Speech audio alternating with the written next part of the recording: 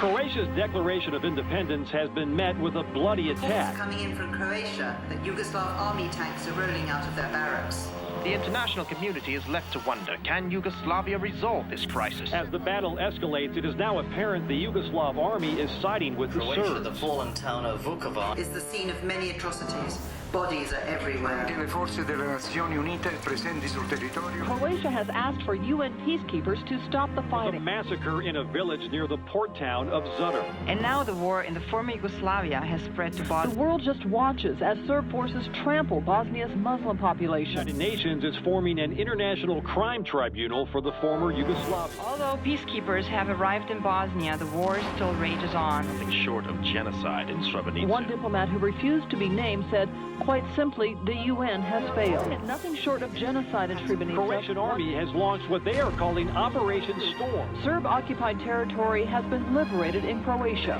Truppe croate si sono ripresi. Croatians are hailing Ante Gotovina as a hero for leading Operation Storm. Sehen Ante Gotovina als Held für seine... The Dayton Peace Accords signal an end to the war. Grande victoire pour le président Clinton. Crimes committed during the aftermath of Operation Storm have It led was to... announced today that Croatian General Ante Gotovina has been indicted by the ICTY for command responsibility of Operation Storm. News of the indictment was met with massive protests in Croatia. Ante Gotovina a été arrêté. After 4 years on the run, Ante Gotovina has been arrested in Tenerife. He is charged with 7 counts of murder, persecution, and deportation. He is expected to plead not guilty to the charges.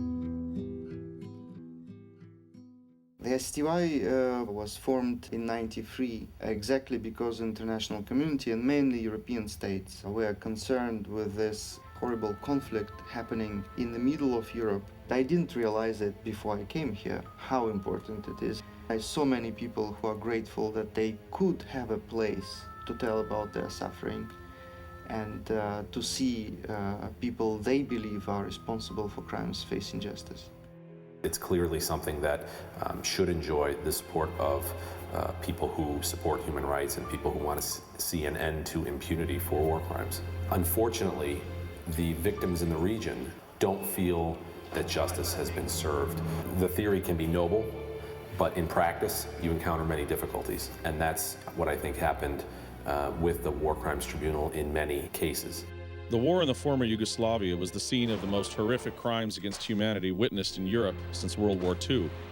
With the conflict still raging, the United Nations responded by establishing the ICTY, an international crimes tribunal for the former Yugoslavia. However, critics charge that the UN is using the court as a political instrument to create a narrative that paints the conflict as a civil war instead of a war of aggression by Serbian President Slobodan Milosevic. That's the basic problem with the ICTY today. It is a UN agency, and it suffers from all the weaknesses of the United Nations, of any United Nations agency.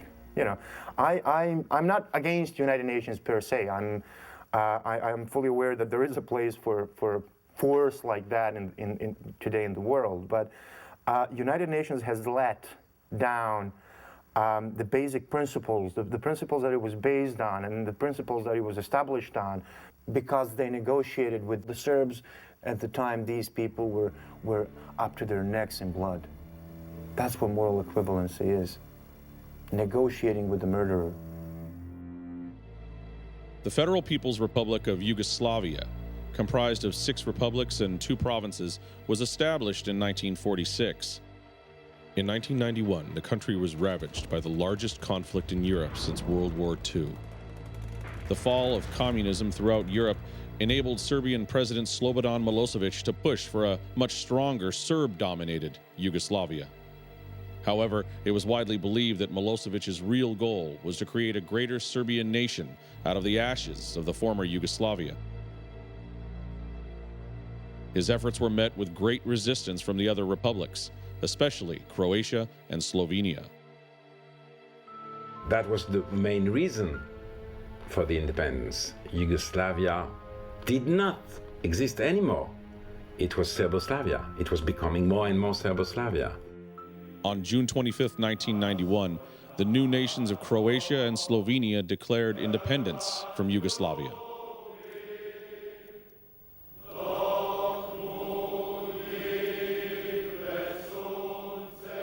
On the beginning, we were really hoping that we're going to be able actually to get our independence without the war. There were a lot of peace rallies. There were a lot of songs about, stop the war in Croatia.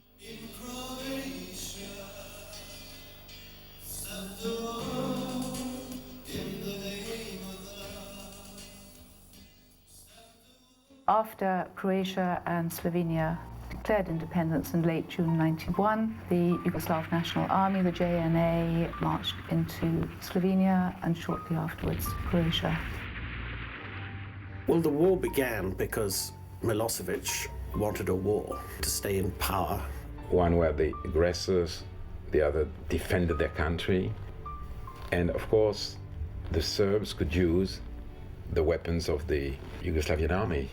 When you have a conflict inside such complex story, where the state is falling apart, I think it is a politicization to call one particular side as aggressor.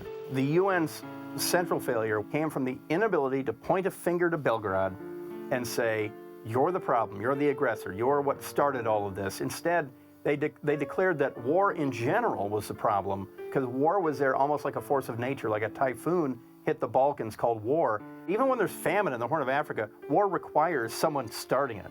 The war in the former Yugoslavia was the worst conflict in Europe since the Second World War. Although the suffering knew no boundaries, the question of whether it was a war of Serbian aggression or a civil war is hotly contested to this day. The simple fact is, between 1991 and 1995, you had several 100,000 people killed. You had literally millions of people displaced, and the war was basically fought by Slobodan Milosevic in an effort to create a greater Serbia.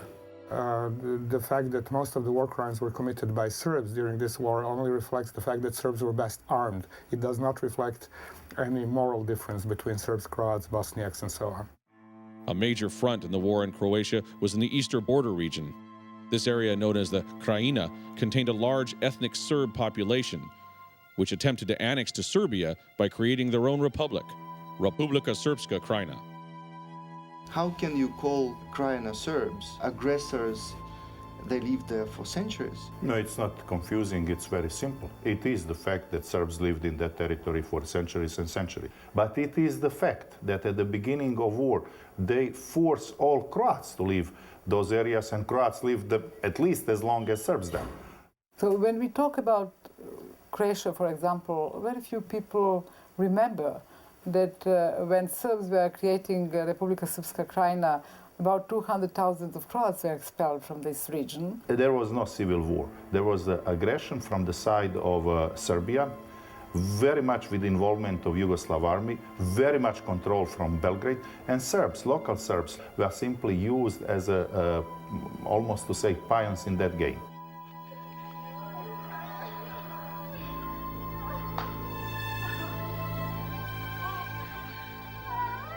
Ovo smatramo samo kao opomenu, a u sljedećem susretu bit ćemo još žešći.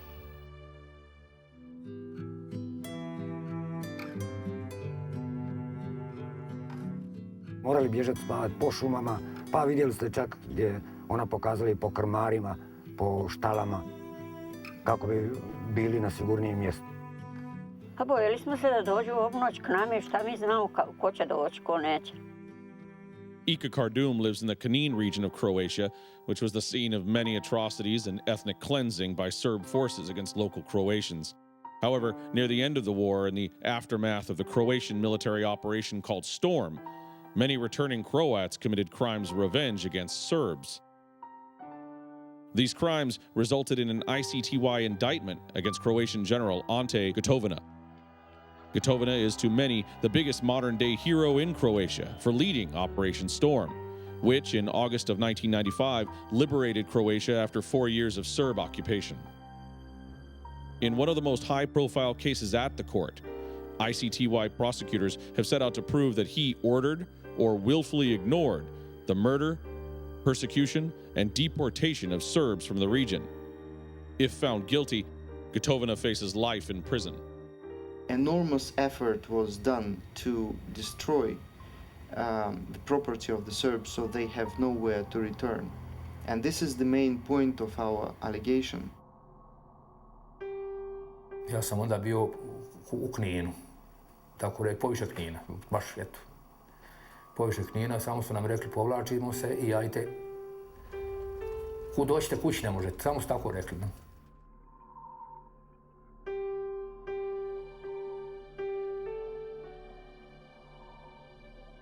Dakle, noć prije je moj sin došao iz bolnice sa autom i rekao mi je, tata, sprema se, nama je naređeno da se moramo evakuirati iz bolnice. Da li ti misliš ići i mama? On je bio sav izvan sebe, plakao i molio Boga i tako dalje.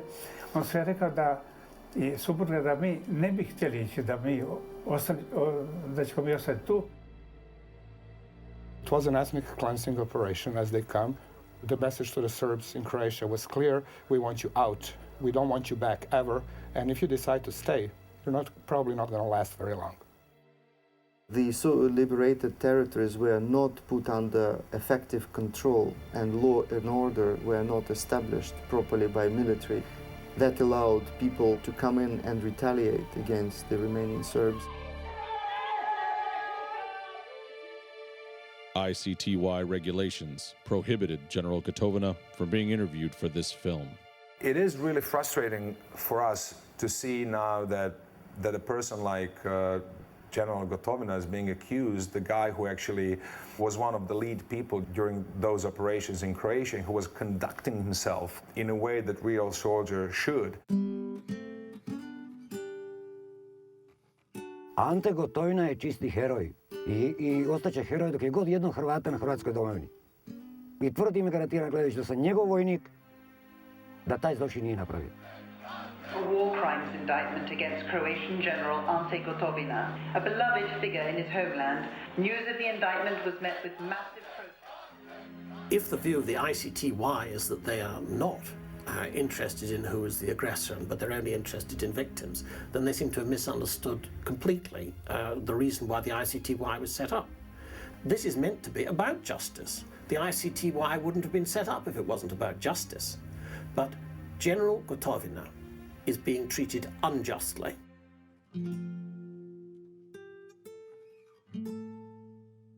Ante Gotovina was raised in Pakistani Croatia.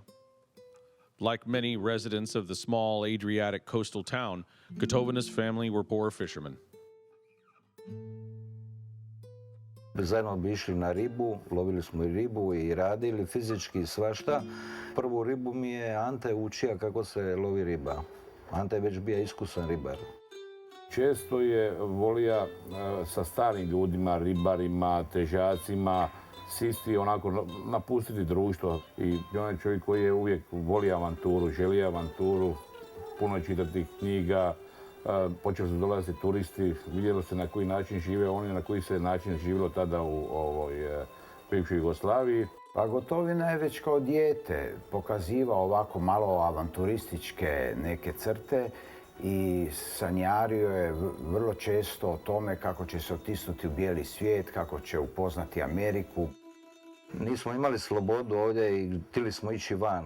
On je čak 2 puta pokušavao preko granice prijeći sa mojim bratićem, Pa su jedan put ulovili na slovenskoj granici, ali tamo na talijanskoj, pa su ih vratili nazad.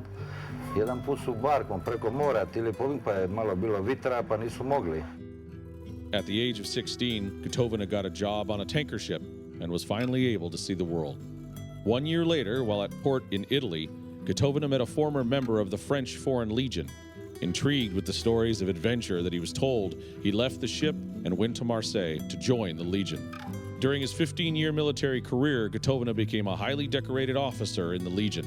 Ja kad bih morao definirati Gotovinu, ja bih rekao da je on i pjesnik, i vojnik, i slikar, i jedna vrlo kultivirana osoba. Pa i dosta ovako spretan u ophođenju sa ženama, dakle jedan vrhunski kavalir. Ali u njemu je stalno spavala jedna čudesna želja za znanjem, tako da je on uvijek težio tome i da čita knjige, i da se druži s kultiviranim ljudima. To je radio već u Parizu, dolazio je u njihove salone, na njihove zabave, družio se sa malo profiliranijim, da tako kažem, ljudima.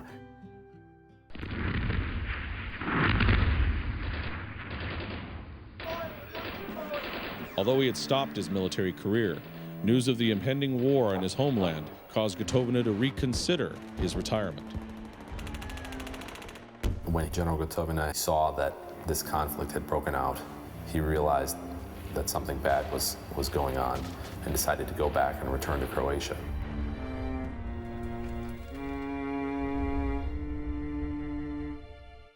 Most of citizens of Croatia realize that we are in the war and that we have somehow to defend ourselves. Za vrijeme treninga su me došli ljudi iz vlasti i tražili su da ja i igrači dođemo u Hrvatsku vojsku. I mi smo otišli. Bez ikakve pripreme, bez ičega. Jer kako sam ja bio trener, znali su da imam autoritet, a onda su me automatski stavili za zapovjednika. Tako sam počeo. By the summer of 1991, the Yugoslav National Army was virtually under Serb control. And although the Croatian army offered some resistance, it really had no hope of winning. I cannot destroy a tank with this gun. And this is all I had. I had my jeans on me and my old camouflage from Yugoslav army, you know, with just like a Croatian flag on it. The third day I remember we were there and it was like, you know, airplanes, you know, MiG-29s and G2s, G4s like bombing the city, and you're like, you know, it's like, you know, throwing like stones and then. So it was quite frustrating on the beginning. The United Nations imposed an arms embargo that was enforced against all sides during the war. As the Serbs controlled nearly all the arms of the former Yugoslavian army, this was a much debated policy. Imposing embargo was the idea to stop the fighting, not to fuel it more. If you allow everybody to buy arms, the conflict would be much more bloody and terrible. Nobody did really defend the Serbs, but there was the idea they are all the same. It's, yes, Balkanic tribes, and it's ethnic conflict, and they are racist on both sides.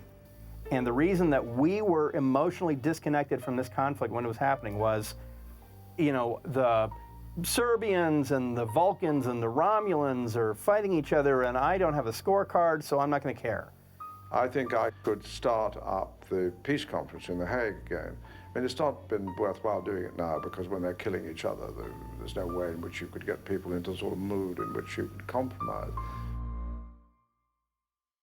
I think the major problem was really to understand what was going on. And if you don't understand what is going on, it's difficult to help people in the field. By being neutral, you are apparently by definition taking the side of the aggressor. Neutrality in the face of murder is taking a side. There's no such thing as neutrality in the face of murder. You don't stand back and say, yeah, go ahead and kill her, I'm neutral. You're not neutral. You're facilitating a murder.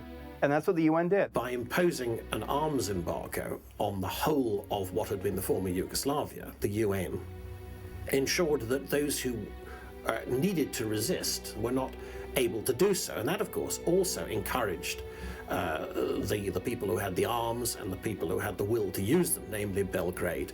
The Serbs did not get a signal from the international community that what they were doing in Croatia was not acceptable. The Serbs were allowed to continue virtually with impunity.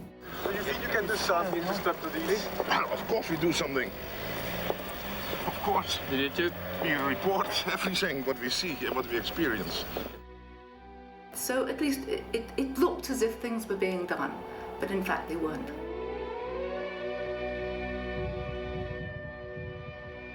What do you think about ceasefire when the members of the EC monitoring mission has to hide in the shelters? To that point, I have no comment.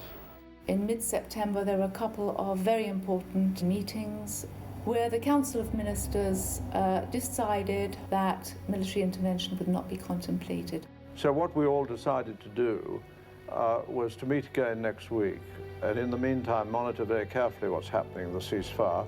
And literally within a day, there were 100 and more Serb tanks moving from Belgrade into the Vukovar area. The Croatian town of Vukovar was the first major battleground in the war. Not only did the Yugoslav army and Serb paramilitaries have a huge arms advantage, they also outnumbered the Croat soldiers by up to 20-1. The siege of Vukovar, which many predicted would be over in days, instead lasted for nearly 3 months. The entire city was destroyed, its civilians living below ground during the siege. Mnogi ljudi su bili za neprepoznat u ta 3 mjeseca. Mnogi u 3 mjeseca nisu ni vidjeli ni sunca, ni mjeseca. Živjeli su u katakombama, živjeli su u jednim neljudskim uvjetima koji se ne mogu nazvati nikako drugačije nego borba za goli život. Vidio sam smrt, užas. Prijatelji su mi umirali na rukama. Svuda oko nas smrt, palež, jauci. Snalazili smo se. Vukovar was totally, completely destroyed. Again, that is sometimes forgotten, but that's the fact. There was no one single house in Vukovar that was not destroyed. It was one of the most beautiful cities of former Yugoslavia, with Baroque architecture and lots of different ethnic groups living in harmony. That was before the war, and now it's still a very unpleasant place to be.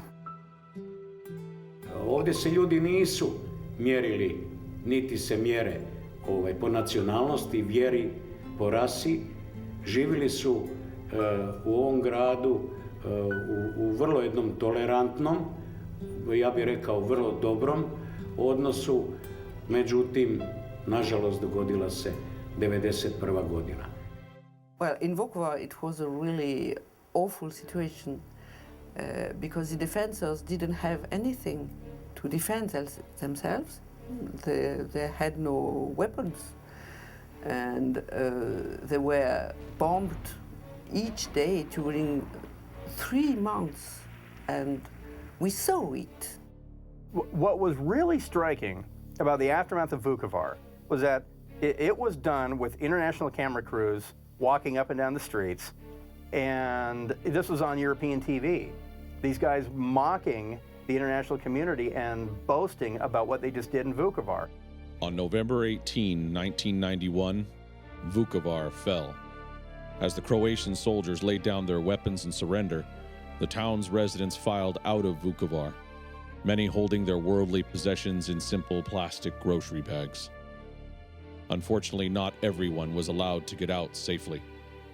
After the fall, many Serb soldiers entered Vukovar and committed atrocities, including a massacre at the hospital, where over 250 patients and hospital personnel were executed.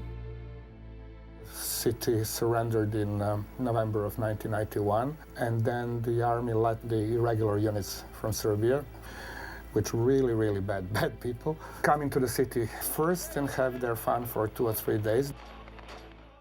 They cut off their noses, they cut their throats, They killed the children, they raped the women, they attacked the churches, they put a Cyrillic graffiti over the buildings. You will find that it was one of the most shocking experiences that Europe has ever seen. And I really think there was a societal hiccup in Europe where they couldn't believe that this is happening down the road. I mean, and the thing is, the Balkans are down the road from Austria, from Germany. And drunken militiamen with AK-47s are shooting old ladies and setting up rape camps for their daughters. And of course, the UN sent teams to go and investigate reports of a massacre at Vukovar, and they went, and sure enough, they said, yeah, there was a massacre. What happened at Vukovar certainly persuaded all Croats of all political persuasions, even the most pacifist Croats, that they were going to have to fight for their survival. After singing, stop the war in Croatia for a couple of months and everything like that, you're like, look, nobody's going to give us a hand. We really do need to do this on our own. They were quite unprepared, and it was quite clear later on when they realized that they had very few arms at hand to defend against Serb aggression. The Croatian army in 1991 and 1992 was a ragtag group. Croatia did not have an army when it declared independence, did not have a proven officer corps, did not have a properly functioning chain of command, did not have experienced soldiers leading various units. If it hadn't been for General Gotovina and the others who returned at the beginning of 1991 to build up an army for Croatia, Croatia would not have survived as an independent state. When he returned to Croatia, General Gotovina took up arms just as a regular soldier, did not make a big emphasis of the fact that he had this experience as an officer in the Foreign Legion, and sort of proved himself on the battlefield. Gotovina je počeo, on se prijavio u Hrvatsku vojsku kao običan vojnik, ali vrlo brzo se shvatilo da on raspolaže vrlo velikim vještinama vojnim ratnim i on je postao instruktor. The newly formed nation of Croatia needed to form an army, but had very few soldiers with military experience. As a former elite commando in the French Foreign Legion, Gotovina had successfully completed some of the most strenuous training in the world, and thus he was charged with training and leading a group of soldiers into an elite unit with the discipline of a professional army. Bio je jako zahtjevan fizički za proći, isto tako imao je neke segmente za razbijanje straha, šta ja znam, skakanje sa nekih ljestava sa 5-6 metara i tako neke stvari. I to smo ponavljali.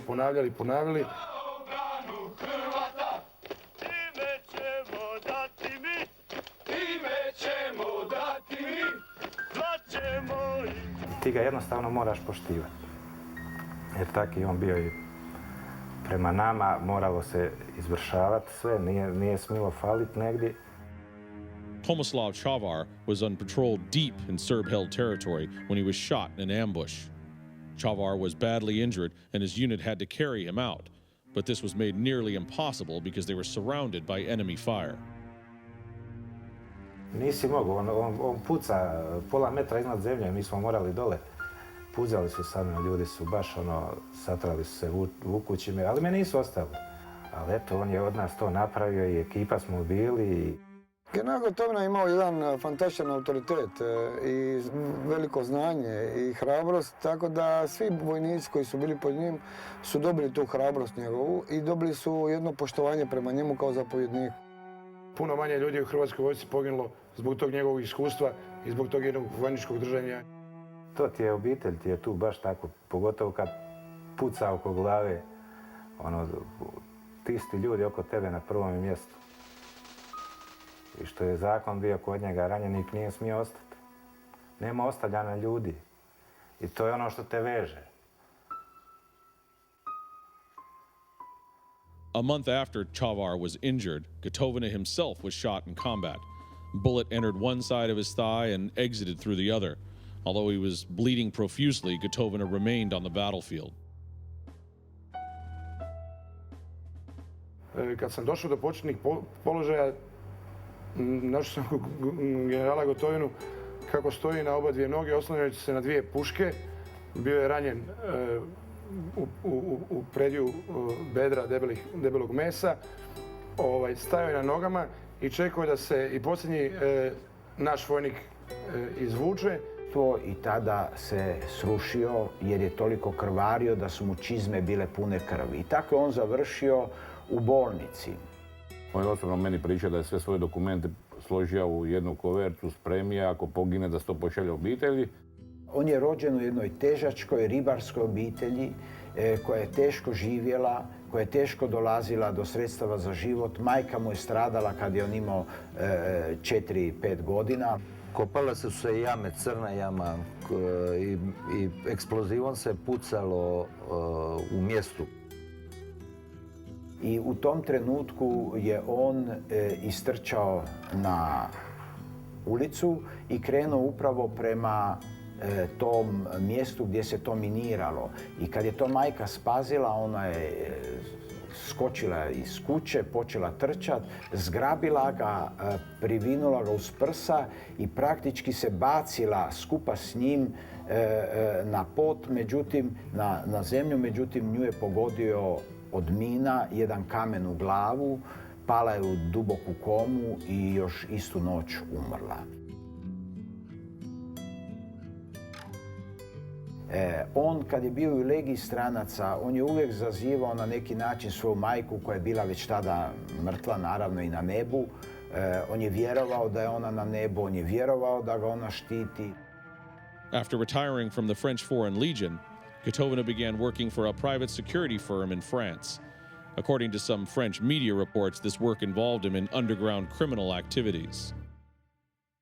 If there wasn't a war for former Yugoslavia, Ante Gotovina would remain a petty adventurist, and he, as a young man, he joined the French Foreign Legion, served there, and mostly did petty crime after that.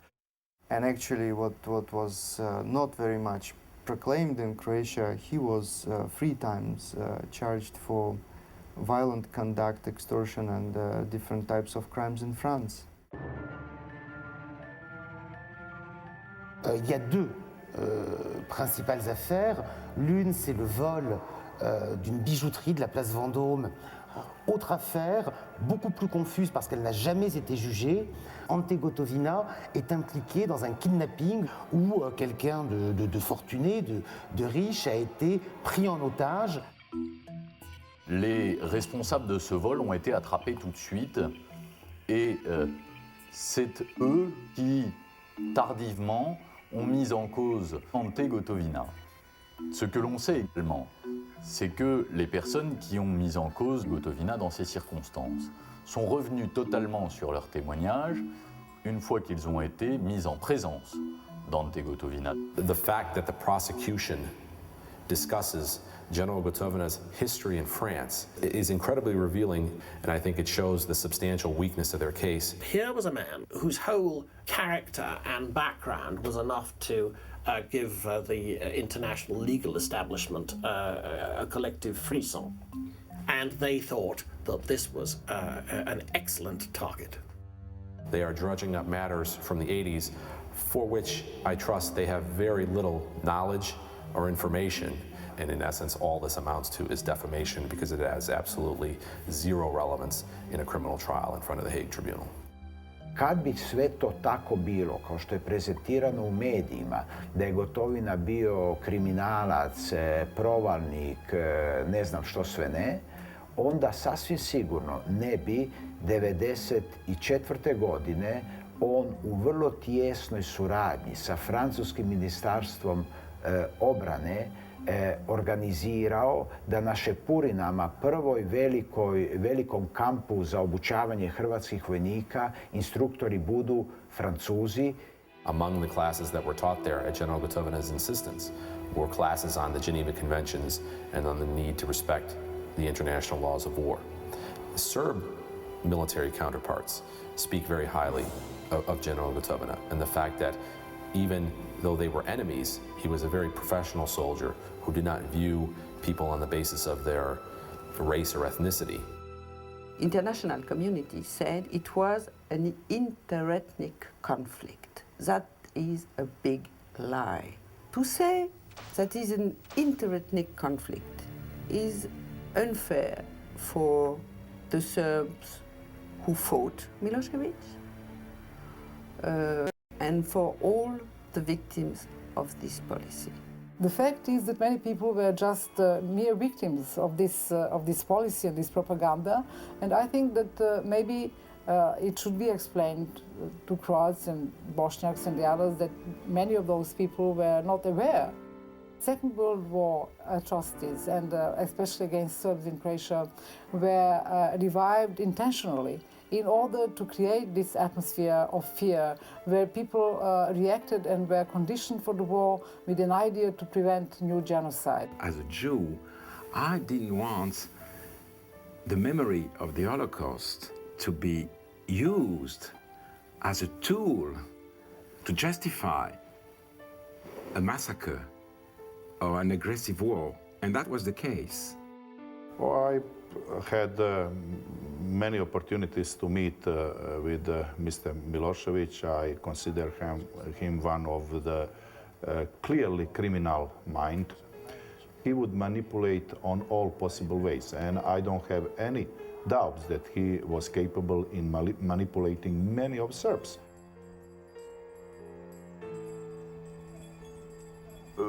Da su neke stvari lagali. Oni su sad proglasili u ovom selu da ima 20-30 mrtvija da bi izvezali vojsku. I tako je bilo. Vojska krenula od velike odmah. Oni su izvezali, a niko nije bio mrtav, sa nike strane. The atmosphere was very nationalistic, and their speech was also reflected. You know, their television, their papers, the way they sort of treated Croats and how they talked about them. That is all true. But when we come to the killing, it was mostly carried out by paramilitary units, army and police. One of the war's worst atrocities occurred in the fall of 1991, when Serb paramilitaries, supported by the Yugoslav army, invaded the village of Srebrenica, near the Croatian coastal town of Zadar. In that massacre, 25 Croatian prisoners of war and 61 mostly elderly civilians were killed. When that happened in Srebrenica, we all thought they're gonna just come into town and kill us. Everybody, they were closed that time, really. They were literally on the outskirts of Zadar in Croatia and were able to shell Zadar on a regular basis.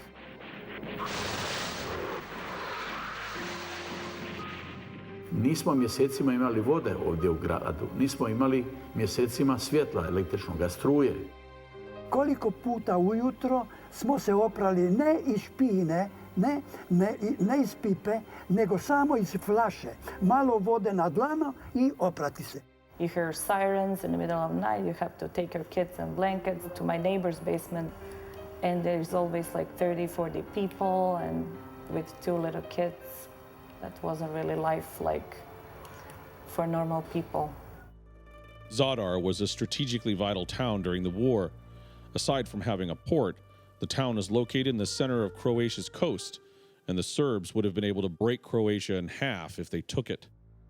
General Gotovina was assigned to defend Zadar with the scant resources the Croatian army possessed. Nismo imali oružje, jednostavno imali smo šta smo od tog momenta imali samo srce, hrabrost I moral. I Srbi to nisu znali šta mi imamo. With the Serbian military on the doorstep of Zadar, General Gotovina devised a bluff that would keep them from entering the city. Mi smo znali da neprijateljska strana ima jako dobre elektroničke obavještajce koji su u svakom trenutku snimali sve naše razgovore I tako neke stvari. I imali smo neku prešutnu, neotvorenu komunikaciju kako ih treba pustiti što više da uđu u Zadar, da ih onda poklopimo, da ih navučemo u jednu klopku.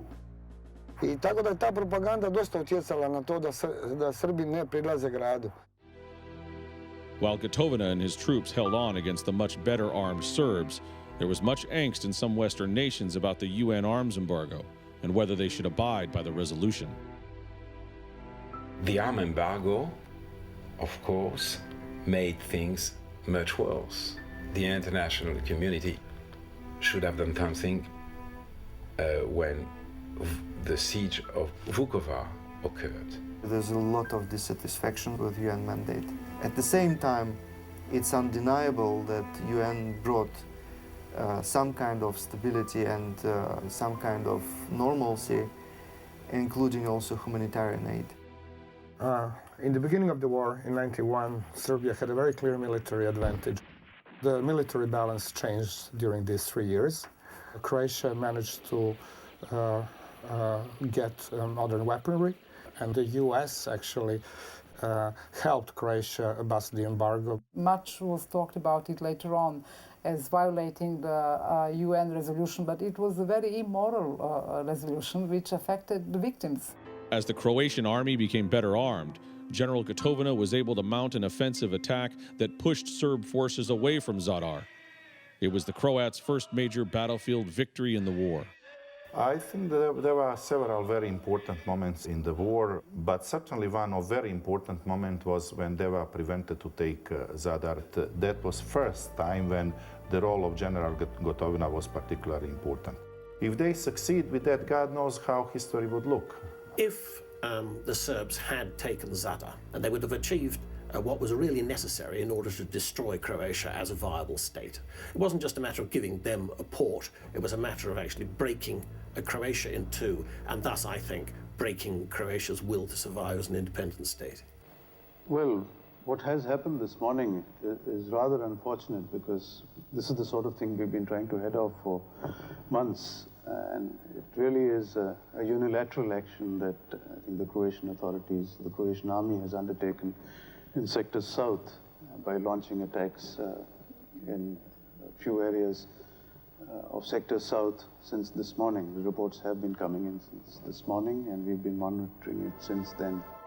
Vjerovatno su očekivali da tako bude svaki dan. Međutim, mi nismo mogli tako živjeti. Mi smo morali učiniti nešto sami, kad nam već niko nije htio pomoći, da se grad vrati u normalu. Victims are supposed to get killed. They're supposed to starve and look forlorn in the rain and be muddy and then be grateful when they get a UN package. And God forbid the victim sharpen his stick and fight back and defend his mom or his sister or whatever. I think this certainly has been quite a setback in terms of the UN efforts. In 1992, the war spread to Bosnia-Herzegovina, with Milosevic's forces driving to establish a compact Greater Serbian territory, from Serbia through Bosnia and to the Croatian coast. By most accounts, Bosnian Muslims, also known as Bosniaks, got the worst of it during the war in the former Yugoslavia.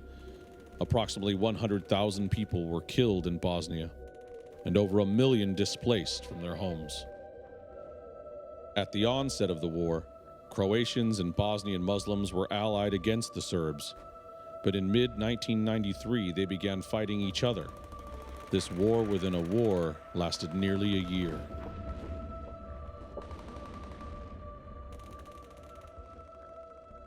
Mora se priznati da prvo oružje koje su Bosni dobili, branitelji Bosne i Hercegovine, dolazilo odavde iz Hrvatske. Postoje jedan veliki procenat, prevladavajući procenat ljudi i na jednoj i na drugoj strani, kod Hrvata i kod muslimana, koji su bili protiv tog sukoba i koji su ga smatrali najštetnijom pojavom u ovom cijelom ratu. You know, at the beginning it was clear that there is one aggressor and that everybody else is a victim. So at the beginning of war in Bosnia and Herzegovina, Croats and Bosniaks were fighting together. However, unfortunately, with the continuation of war, with the continuation of aggression, there were a number of sporadic incidents among Bosniaks and Croats in Bosnia and Herzegovina that some people wanted to use, or better to say, to misuse and to create, atmosphere where Croats and Bosniaks will be divided, and by that actual situation will go in favor of Serbs. There were a number of reasons, I think, for the war in central Bosnia, and it was a war which essentially benefited the Serbs. One of them was that non-Serbs who were ethnically cleansed, expelled from other areas, particularly Bosanska Krajina, all flooded into central Bosnia. There was a huge demographic shift within Bosnia as thousands and thousands of Muslims thrown out of their homes elsewhere poured into areas which had actually previously been mixed. And the delicate ethnic balance there that had prevailed for centuries became disturbed, and people were very hard up against it. Very bad things were done on both sides. I think that one should look at what happened between the Muslims and the Croats in Bosnia as a kind of madness. It was an appalling time for Croatia, and Croatia lost nearly all of its international support as a result of that. That was very difficult time for many of us in Croatian diplomacy, because many of us, not only in diplomacy but in Croatia, we were recognizing in that time that that war is very bad for Croatia, very bad for Croats in Bosnia and Herzegovina, for Bosniak, for everyone.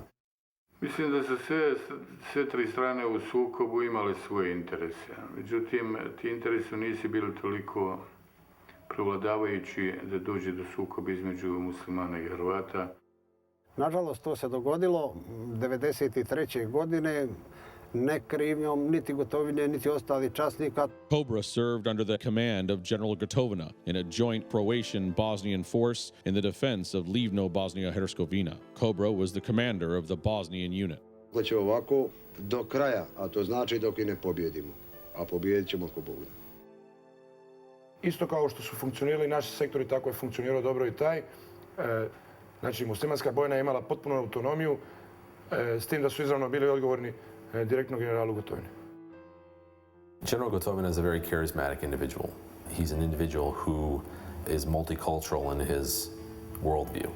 He was very much respected by Bosnian army commanders and was very easily able to come to understandings with them and to lead. Again, to lead not only his own troops, but to lead the Bosnian army as well. Odnos je bio jednostavno rečeno bratski. Jedna hrana, jedna logistika, sve bilo jedno. Jedno zapovjedništvo, svi počinjeni generalu Gotovini. I prema tome to nije bilo nikakvi, apsolutno nikakvi trzavica između ta dva naroda.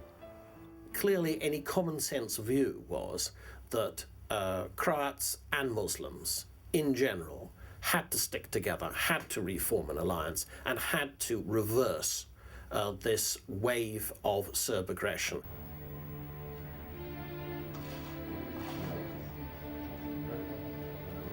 Mislim da je ovo što se dogodilo išlo na ruku, u cijelosti na ruku agresora, naime srpskog agresora, velikosrpskog agresora. Nije trebalo doći do toga uopće. Oni su izvukli veliku korist od ovog našeg sukoba. In March of 1994, the administration of United States President Bill Clinton brokered a political alliance known as the Washington Agreement between the Bosnians and Croatians.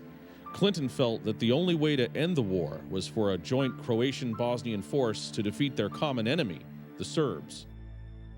I think that U.S. role was absolutely crucial in coming to the peace in former Yugoslavia, and the first step in direction of peace is somehow creating a partnership in between Croats and Bosniaks.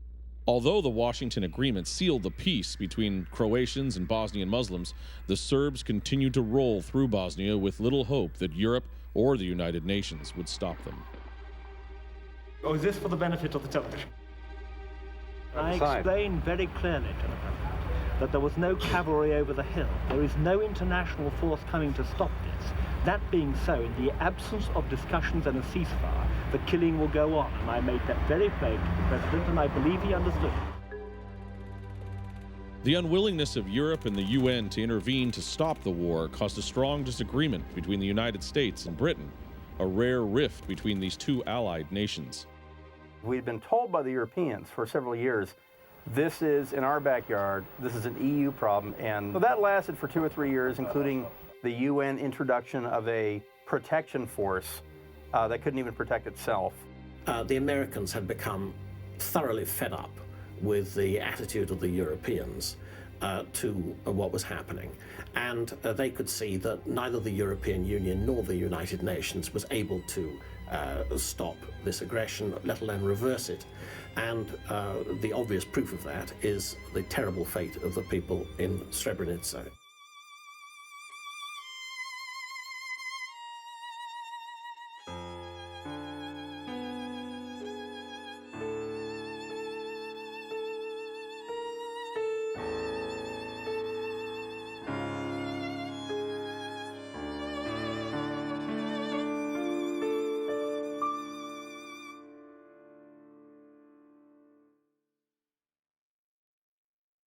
When I saw the first unit of United Nations peacekeepers with their blue helmets on, we were all crying out of happiness because we thought we were saved. And that's what we believed until the last moment. During the war, the United Nations set up 6 safe havens in towns throughout Bosnia. One of these was in an eastern Bosnian town called Srebrenica. However, in July of 1995, Srebrenica had fallen to Serb troops, and the area's Muslim population gathered at a UN base run by Dutch troops in nearby Potočare. I'm witness of the telephone call between Milosevic and Akashi, special envoy of the Secretary General, in which Milosevic told him and probably nothing would happen. When the Serbs arrived at the camp, they began separating the women and children from the men. The UN troops stood by and watched as Serbs loaded the women and children onto buses. In the days that followed, Serb forces executed nearly 8,000 of the Bosnian men left behind. A number of Dutch-backed soldiers witnessed executions right there on the spot. Some of those who were inside the base, like my family, were still safe. At one point, they told us to tell the people inside the base on 13 July 95 that they have to go outside. They said, it's your time to go outside. It's your turn now. I was begging them for several hours to at least keep my brother inside, to at least save my brother's life, if not the life of my parents. And my mother cooked for these people, and they didn't even look at her. You know, it was the same people who ate at our place, and my mother cooked for them. So they simply didn't bother, at all. They were looking the other way. They knew my mother personally, and my mother fainted there on the spot when she realized that our family was going to be killed.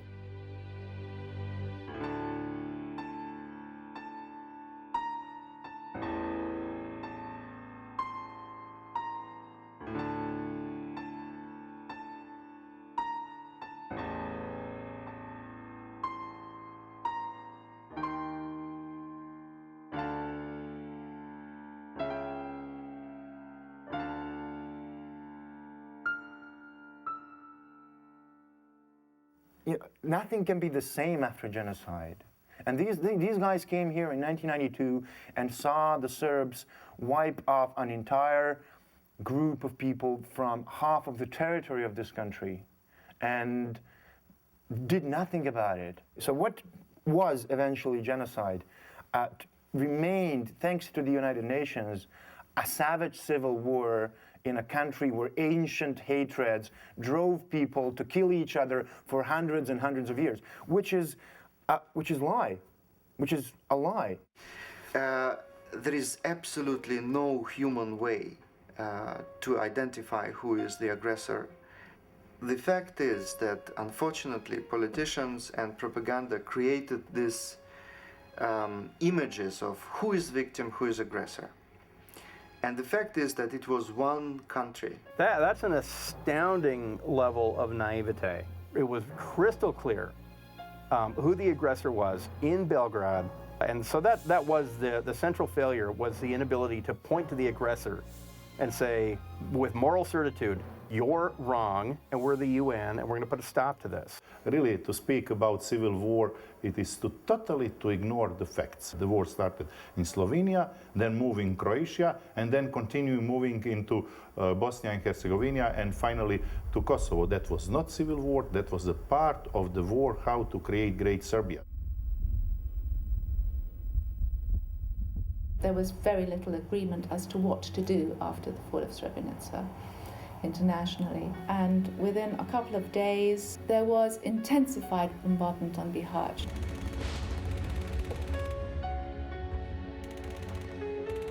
Located in western Bosnia near the border with Croatia, Bihać was another of the 6 safe havens in Bosnia. Just like Srebrenica, it was on the verge of falling, and there were fears in the international community that there would be another massacre. This was confirmed by General Mladic, the architect of the Srebrenica massacre, when he was asked by a Serb journalist in Knin about Bosnian resistance in Bihać. Gospodine general, da li će muslimani i Bihaća još dugo provocirati srpsku odbranu na području Ribiča i Gamuna? Hoće sve dok ne budu totalno poraženi kao u Srebrenici. And if Bihać had fallen, there would have been a humanitarian disaster, at least as bad as Srebrenica. Da nije bilo Oluje, Bihać bi bio katastrofa. For more than 3 years now, they've used this advantage, they've enjoyed the green light. Now it's time to show them that the international community will act.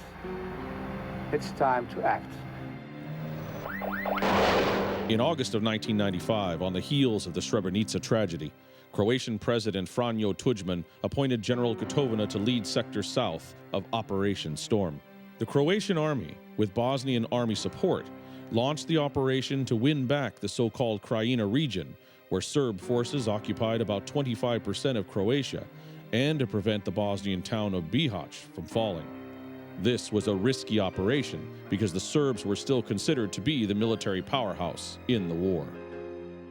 The goal of the operation of 1995 was not only to liberate Krajina, it was also to liberate Bihać. Croatia couldn't survive for a long run being completely divided into two geographical parts. I think Operation Storm was crucial for Croatia to survive as a state. The Clinton administration had completely endorsed Operation Storm. Clinton makes it perfectly clear in his own memoirs that he was rooting for the Croatians. It's a small, anecdotal, but seminal event that evidently Hillary Clinton saw the photo, an extraordinarily moving photo of a woman at the refugee camp in Tuzla who hung herself. She was so filled with despair after losing her family and her husband in Srebrenica. She hung herself at the refugee camp, and Hillary Clinton saw that photo and said to Bill, you're the president of the United States of America, this can't go on. So at that point, he went to the Europeans and said, the only language Belgrade understands is force, and we're prepared to back the force. In his book, My Life, President Clinton wrote that he was rooting for the Croatians in Operation Storm because he felt diplomacy would not take hold until the Serbs sustained serious losses on the ground. The United States extends its hand in friendship to you. Thank you again for making me feel so welcome. The U.S. wanted to get Serbs at the negotiating table, so the best way to do that was to show them that they can actually get beaten. Operation Storm can properly be considered as much an American operation as a Croatian operation. The Pentagon had authorized former American military personnel to give detailed advice and effective training to the Croatian army. So at every stage, at every level, and at every point of time, America was involved.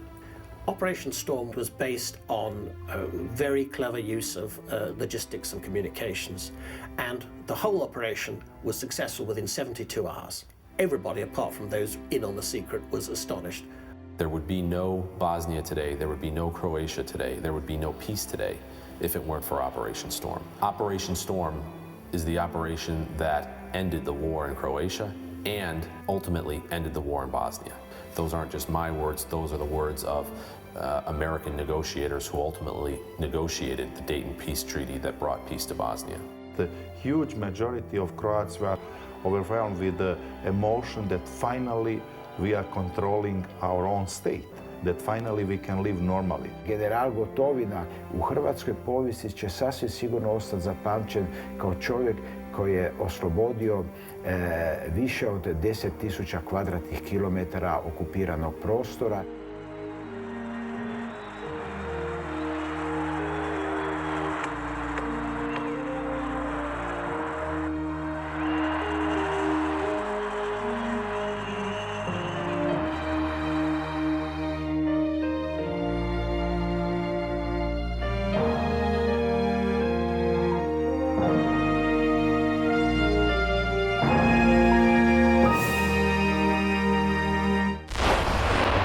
Crimes committed during the aftermath of Operation Storm. It was announced today that Croatian General Ante Gotovina has been indicted by the ICTY for command responsibility of Operation Storm. Of crimes committed by Croatian forces in the aftermath of the operation have put a stain on what could have been Croatia's greatest military.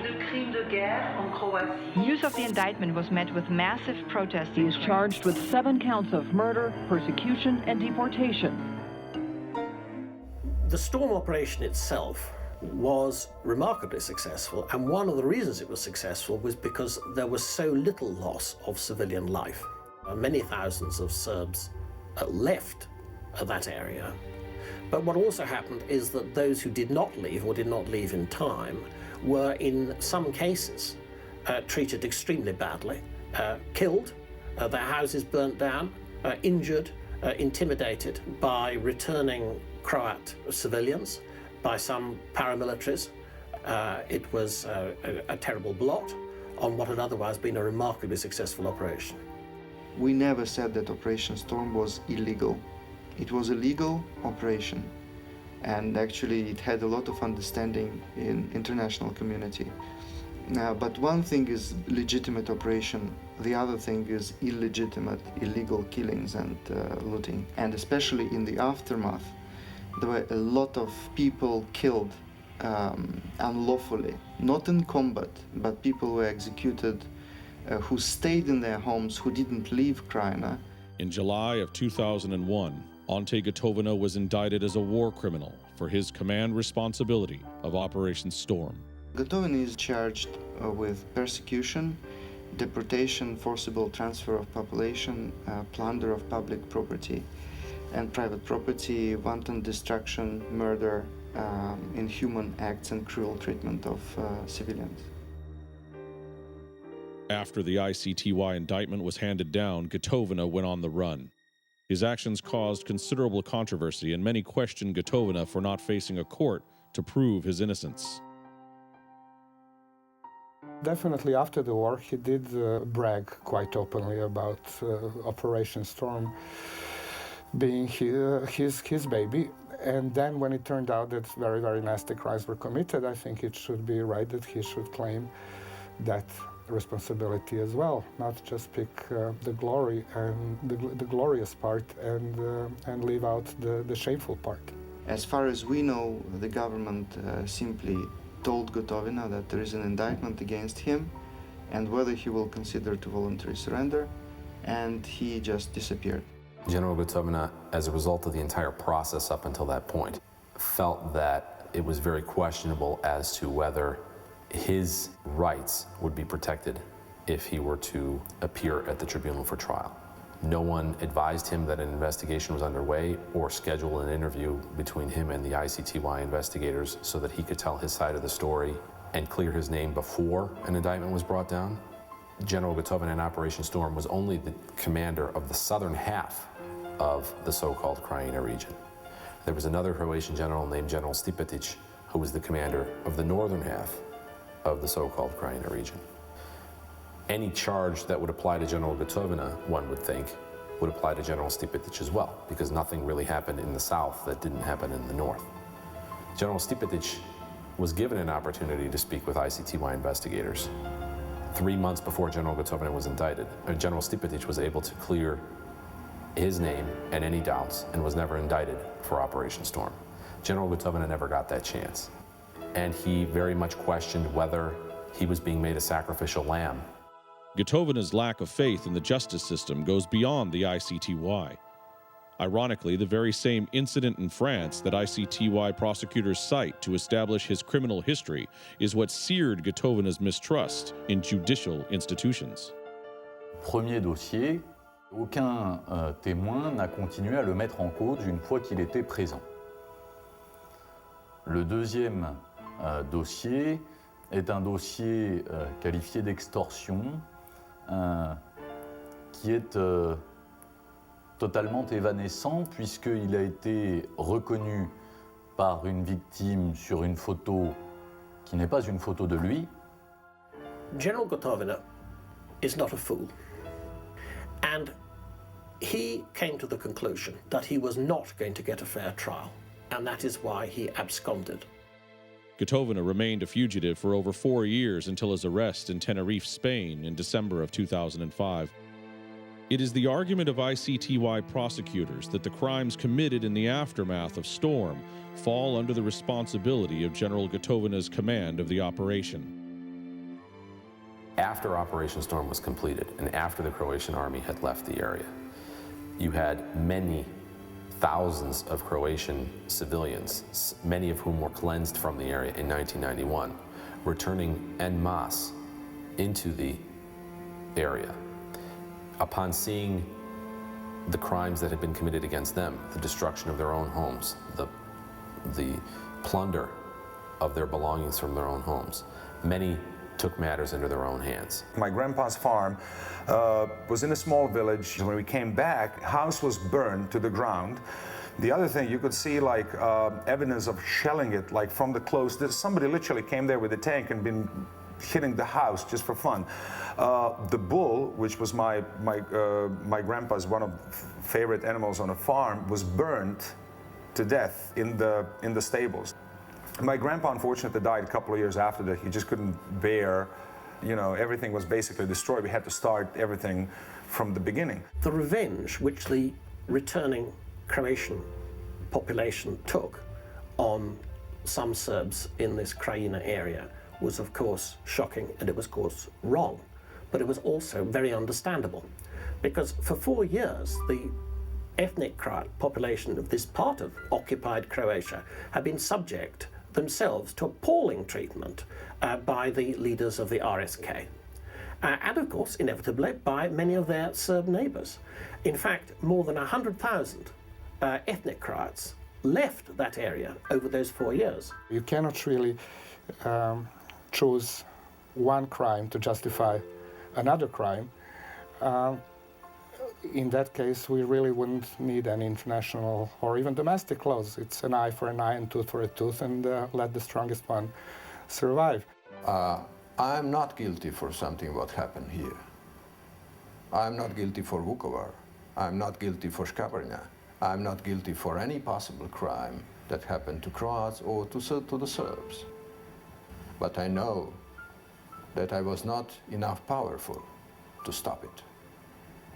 And I know that I have to be enough powerful to say I'm sorry for what happened. Because I have to take responsibility for that what someone did on behalf of the name of the people that I belong to. A sigurno da su osramotili Hrvatsku od tih koji su kasnije pravili zločine. Jer ja kad bi dole išao sa terena natrag, naša bi recimo civila mrtvoga uz cestu koji je ubijen 15 dana posle kad je vojska otišla. Sigurno da su zlo radili s time.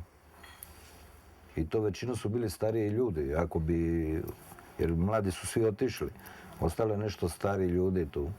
I dođe budala i ubije starca. Čovjek tu, mi smo svjesni da je bilo tog paleža i ubijanja, ne znam točno koliko je bilo, šta je bilo. Ali ja tu Ante, ja ne vjerujem da je Ante pomislio, kamo naredio da se napravi to. Da nema šanse. Čak bi štitio ljude kad bi došlo malo do nečega. Nema šanse. Uvijek nas je podsjećao na iste stvari, da kad bi mi bili zarobljeni, kako bi željeli da se neprijateljska strana prema nama odnosi i ponaša i to. I u svakoj prilici, prilikom našeg zarobljavanja neprijateljskih vojnika, nam je to uporno ponavljao da imamo jedan humani ljudski odnos, kršćanski.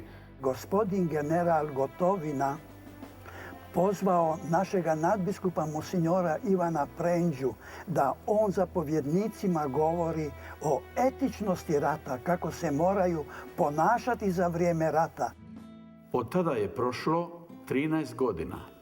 Ja sada mogu pokazati da imam tekst konferencije koju sam održao na poziv generala Gotovine i rekao sam da mi i onda kada branimo dom i domovinu, na što imamo pravo i što je naša moralna, etička obveza, da uvijek treba voditi računa o tome da onaj tko čini zlo i tko mrzi zapravo je najviše pogođen. I mržnja i zlo pogađaju sve ono što on ima, njegovu obitelj, pogađa njegovu sredinu, pogađa njegovu zemlju. Činjenica je da su ti zločini koji su se dogodili poslije Oluje bacili mrlju na cijelu Oluju i da je to sramota za cijelu Hrvatsku, međutim radi se isključivo o pojedincima. In the first few days of storm, General Gotovina is seen berating his subordinate commanders, telling them that this is how barbarians behave, and insisting that they respect the law and improve their own conduct, or else, he said, if you're not capable of leading men, you will be sent to the front lines as infantry soldiers, and I'll find somebody else to do your job. Ako ne znate raditi naše zadaće, za oni koji vas niko nije obukao za kosu da budete šta jeste, onda gospodo izvolite ući u pješadiju i u borbu. Reći ćete ja sam bio, ja sam ratnik, kurčev ratnik. Svaki dan je novi dan ratnika. I svaki dan ratnik se dokaže. A da ne govorim ono što se vidi u gradu. To je sramota. Sramota. Ovo barbari, vandali rade ovako. Oni koji su plaćeni po ratnom plijenu i ratuju po ratnom plijenu. Da li je kontaktiran župan? Da li si provjerio da li su župani kontaktirani? Zaštita zatražena? Da li su vatrogasci zatraženi? Zatraženi su, gospodine general. A di su? Koga vi sramotite? Sami sebe. I one kojima vi zapovjedate za koje odgovarate. A za one naše mrtve poginule koji su ginuli za ovo. Trebate imati malo obraza. Jer za ovaj gnin se gine od dinare, od ove zime 10. mjeseca. A ne govorim o ove zadnje operacije i koliko je njih nastradalo i koliko je još dan danas njih u bolnici i oni koji su trajni invalidi. A vi se ponašate tako, zapovjednici. I was very angry because as a foreign minister I knew that Croatia would be responsible. But absolutely Gotovina is not responsible about that. I tvrdim i garantiram gledajući da sam njegov vojnik, da taj zločin nije napravio. Ko je sve to napravio i kako, ne znam, ali samo znam da je to 100% vojnik, školovan vojnik i znao je svoj posao. The fact that crimes took place on a widespread level does show a lack of law and order. But there are many situations in history where you have widespread crime being committed in a relatively short period of time. That doesn't necessarily mean it was ordered. The Rodney King riots took place on a widespread basis throughout Los Angeles. It wasn't ordered, though. What happened in New Orleans in the aftermath of Katrina? When you had a complete breakdown of law and order, and when civilians start to realize that there is no consequence for their action, you have crime committed on a widespread basis. I would suggest to you that the same thing happened in Croatia, and probably on a bigger scale because Croatia, to this day, and particularly at that time, did not have the resources of Los Angeles or New Orleans to be able to just roll in more police officers to address the situation, and particularly since we're talking about 10,500 square kilometers of territory. I think that if the Croatian prosecutors are able to find enough evidence to gain a conviction against any Croat who mistreated any Serb at that time, then the case should go ahead and should be heard. But the indictment against Gotovina is based wholly on the concept of a joint criminal enterprise to expel the Serb population from Krajina. All of the other crimes and allegations stem from that, and there is no evidence that there was a joint planned criminal enterprise to remove the Serbs from the Krajina. The Serbs left before the Croatian army came, and they were ordered out by their own leaders, by the Serb leaders. The prosecution in the Milosevic case basically stated that the Croatian Serbs were removed by Milosevic so that he could use them as human flagpoles, so to speak, in marking territory in eastern Bosnia and in Kosovo, where he had cleansed Muslims, and to put Serbs in those places so that he could later say in negotiations that this is now Serb land. In an indictment then of General Gotovina later on, they say no, it was General Gotovina who ethnically cleansed these Serbs from Croatia. Milosevic was not charged with the deportation of Serbs from Krajina. That was just a background to say that he didn't care about Serbs in Krajina, and just to prove that he had an agreement with Tudjman, general agreement how to deal with Bosnia. It is a fact that Milosevic and Tudjman met, and they had a general agreement how to proceed in this conflicts. There is not a single person who took part in the negotiating process, whether on behalf of the United States or the European Union, that has said that there was some sort of collusion. There was never any agreement between Tudjman and Milosevic.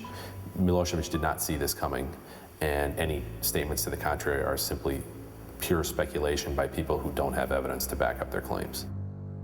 The UN's failures are measured in scrapes of earth filled with hundreds of bodies. Their failures are measured in mass graves. The perception on the ground was, now these people are on the other side of Europe judging us, yet when these crimes were going on, they didn't have the wherewithal to stop them. If they can't identify an aggressor after aggression, then they're of no use to a rational world. ICTY critics charge that the court is being used to further justify the UN's position that all sides were guilty for the war. Defenders of General Gotovina believe that he was indicted because his high ranking serves as a counterbalance to the greater number of Serb leaders that were tried at the court. Both sides can commit crimes, and we as tribunal, we don't have even jurisdiction over crime of aggression. It was very wise for the international community and Security Council to create a tribunal to deal with individual criminal responsibility and not to deal with this political term aggression. The product of their work shows something different. The Gotovina indictment specifically names 3 individuals who are deceased.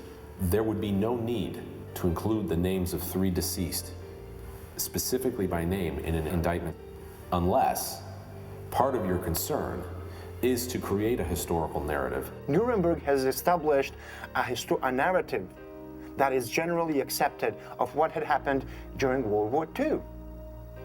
Rwandan court has also established a narrative of what had happened in Rwanda in April 1994. What's the story of the ICTY? What's the narrative of the ICTY? Oh, everybody committed war crimes.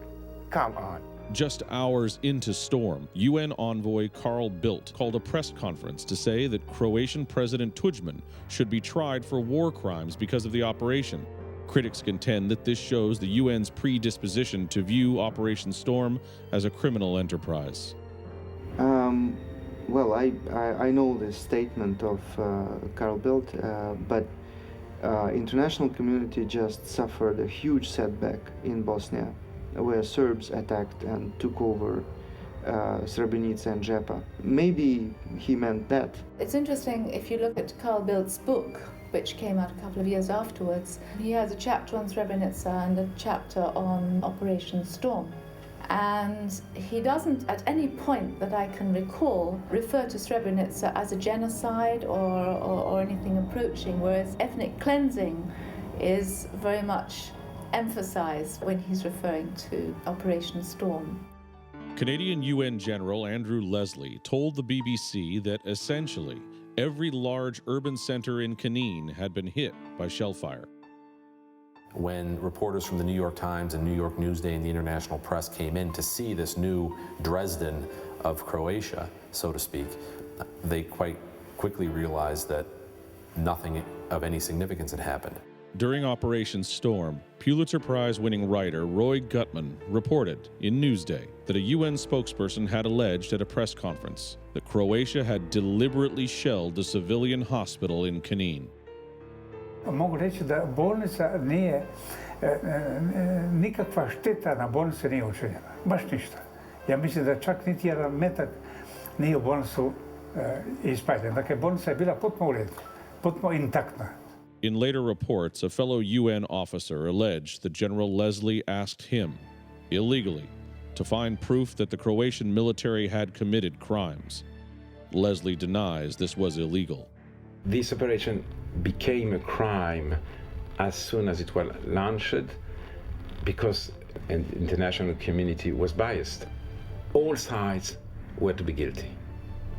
And it started that way, it finished that way, and it goes on with the International Court in La Haye. ICTY has a major problem. It was established by the United Nations. And by the time it was established, United Nations were deeply, deeply discredited. United Nations has never reckoned with what it has done in Bosnia and Herzegovina, what it has done in Croatia as well.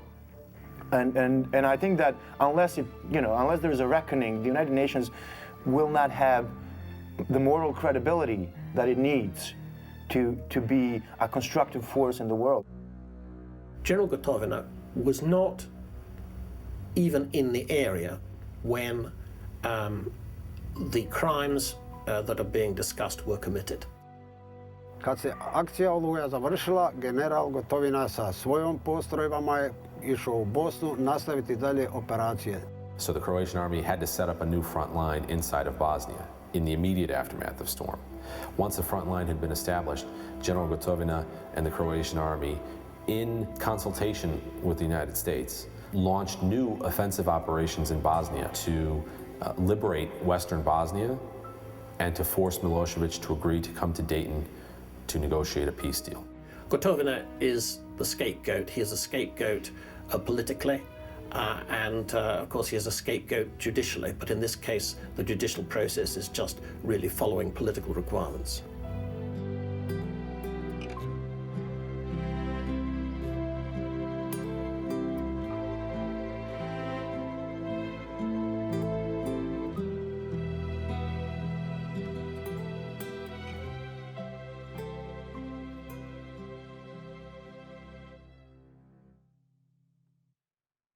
Okay, so here's the last question. Is peace possible between Croats and Serbs?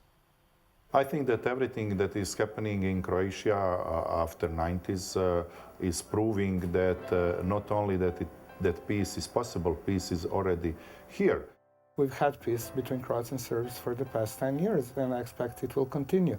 Ja vam mogu reći da ja živim ovdje 12 godina, nikad od nikoga nisam doživio niti nikako ružnu riječ. U našem mjestu ovdje u Numči već taj mir. Od prvog dana, ne samo sad. Više smo se mi bojali daljni nego ovi sela iz mjesta našega. Bežali smo po šumama ili bežali smo k njima, išli smo isto k njima ovdje susjedim koji su nam bili bliži. I spavali kod njih sve. A oni svoji bili s nama, oni su dolazili k nam, čuvali nas i onda čuvali stražu da ne bi nas ko napao i to. Dok ovi naši domaći iz sela, radilo se recimo od jednom većem postotku ljudi koji su bili lojalni. Oni su bili surađivali, čak kao što čujete od njih da su ispavali kod njih, pazili su da se nešto ne dogodi. Dolaziti, mi smo normalno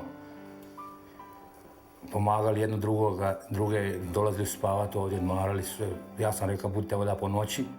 Čujte, mi uvijek imamo jedan te isti pogled jedni na druge. Bili smo dobri, ostajemo dobri. Pomoćemo jedan drugom koliko možemo. I to se proteže i dan danas. Uopšte nemamo nikakve mržnje ni s kim, niti oni s nami, niti mi s njima. Znači, kao da nije rat bio nikada. I ja kad sam došla, 98. godine, meni su pomogli svi Hrvati moji, ne sada imenom nikoga, nego svi.